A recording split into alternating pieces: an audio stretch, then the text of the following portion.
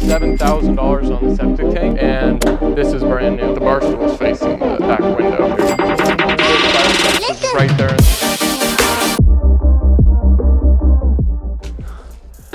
Progress. We are getting close. The rebuild is about done, so we're putting the house back together, and we're gonna give you a tour of what's been going on here.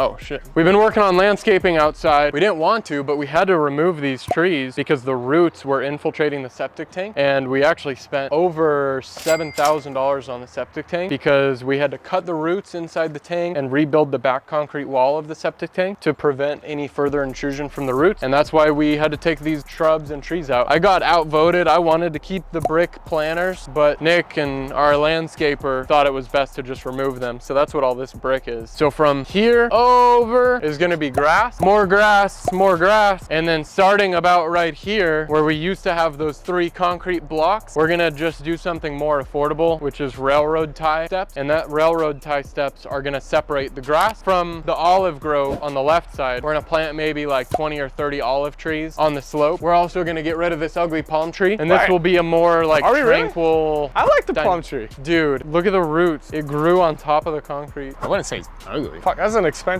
palm tree. I just think it's out of place. I'll replant in my backyard. You can have it, drag it down the road. But this will be more of like a vibey, kind of relaxing patio area with the olive grove here on this corner. We did new windows throughout. We obviously painted the exterior. We were gonna whitewash the brick, but we just need to start saving money on this budget. So we're gonna leave that brick as is. Entirely new HVAC system. So not just a new condenser, but there was no central air before. So we did ducts, we did the furnace in the attic, and this is brand new. Back here, you can see all the concrete that used to be that drainage ditch, and you can actually see it continue behind you. So on the right half, this is just going to be like decorative dirt, DG, the decomposed granite. And then once we get to about here is going to be grass. This will be removed, this concrete block wall, and it'll step right out to grass. Hey, are we repainting the overhead? Yeah. The carport? Yeah, we're doing new exterior lights, obviously. So a lot of progress made inside. The huge brick fireplace was right there in the center, going up to the ceiling. This walkway here used to be a wall to separate kitchen and kind of front living area. So we kept the post, but the kitchen will look like this against the back wall, and the island will be floating facing, with the bar stools facing the back window. So the big reason why we're doing the kitchenette is that there's been a trend in multi-generational living, or people looking to rent out a portion of their home for additional cash flow, or like I said, bring in in-laws, you know, the college kids, the adult children that want their own space. And kitchenettes, or, you know, little kitchens aren't necessarily that expensive, you know, relative to the whole project. So by adding in a kitchenette, we can now attract more of those people looking for a casita or looking for the multi-generational living. And ideally it should add 30K worth of value. So we're doing floor to ceiling pantry on the far right, refrigerator, countertop with a 24-inch stovetop, just 2 burner or maybe a 4 burner with a microwave on top, sink, and then just more countertop and cabinet space. And then we also had to rebuild the closet because previously it was 2 of the big glass sliding doors, and there was no drywall up to here. So there was no place to put a TV or a little dresser. So anyway, we brought the drywall out here, and instead of a sliding door, we're gonna do a swinging door for closet. So we kept the same closet size, but we got more wall space. On the flip side, if someone doesn't want multi-generational living, they can use it as like a bonus room. You see a lot of guys turning into like the man cave for, you know, where they watch the sport games and whatever, and the kitchenette now just becomes a straight up bar. So it can be used either way, and people usually have a really open mind, and the fact that it's just there provides a lot of options and opportunities for people. And the reason we decided to add the kitchenette to that bedroom is because that bedroom is the only bedroom on this side of the house, and it's got a full bathroom right next to it with its own linen closet to the left of Nick. So it just made sense to be a attached unit. And it has its own entrance technically from the garage. And the back slider. Anyway, we're done here. We are about 2 weeks behind schedule because our contractor is splitting his time between this Fallbrook flip and Nick's Meadowview flip. The good news is that everything that we have done has happened a little bit faster than we would have expected. So we're making up the lost time by using different contractors in different areas, like somebody specific for the windows, somebody specific for landscaping, where typically we might just have our contractor do everything, including the windows, including the landscaping. In a sense, kind of like our own general contractor, it's actually been good because not only has things gone faster, but we've actually saved a good amount of money doing it that way. It takes a little bit more work getting the bids and stuff, but luckily Dominic, my